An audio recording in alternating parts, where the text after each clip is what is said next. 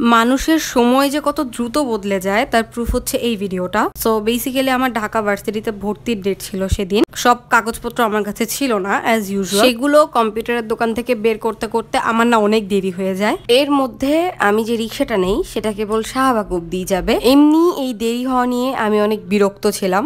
তার মধ্যে শাহবাগ নামাই দেওয়ার পরে আমার আরও মন খারাপ হয়ে গেছিল। যাই হোক, পরে ফুলটুল দেখার পরে আমার একটু ভালো লাগতেছিল। সব কিছু সেরে এত হ্যাসেল করে ওখানে পৌঁছানোর পরে আর্টস ফ্যাকাল্টিতে গিয়ে শুনলাম যে আমার ডিপার্টমেন্ট আসলে সোশ্যাল সায়েন্সের আন্ডারে।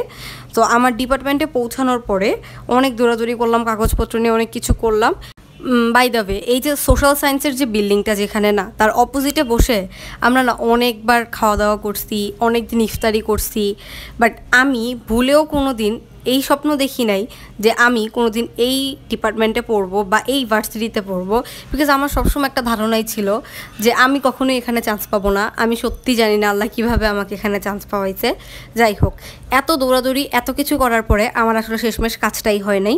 কাজটা না হওয়ার কারণে আমার মেজাজের একদম 12টা বেজে গেছিলো।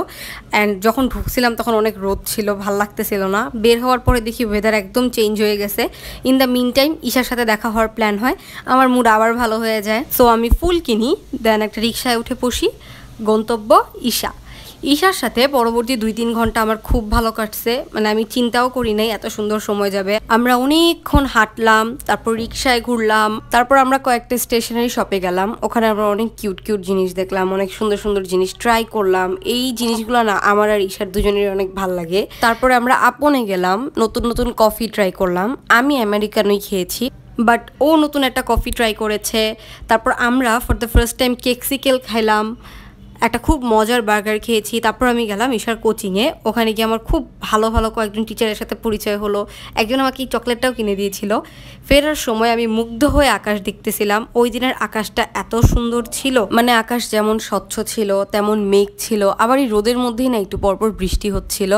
আর আমার খালি ওই ছন্দটা মনে পড়ছিল, ওই যে রোদ হচ্ছে, বৃষ্টি হচ্ছে, খ্যাকশিয়ালের বিয়ে হচ্ছে। এত সুন্দর একটা সময়ের মধ্যে হুট করে আমার কাছে একটা কল আসে। আমার বড় ফুপু হঠাৎ করে অসুস্থ হয়ে গিয়েছিলেন। আমি আর বাসায় ফেরত যাই না, আমি ডিরেক্ট ফুপুর বাসায় চলে যাই। তার পরের সময়টুকু এত ভয়ঙ্কর ছিল, মানে হাসপাতালের মতো ভয়াবহ জায়গা দুনিয়াতে আর 2টা নাই। আর সেটা যদি যাওয়া হয় প্রিয় মানুষকে নিয়ে, তখন তার চেয়ে কষ্ট বোধহয় আর একটাও নাই।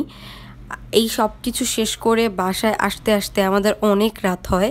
অ্যান্ড আমি তখন ভাবতেছিলাম যে আমি যখন সকালে ঘুম থেকে উঠছি তখনও চিন্তা করি নাই এত হাসি কান্না রাগের মধ্যে দিয়ে একটা দিন যাবে।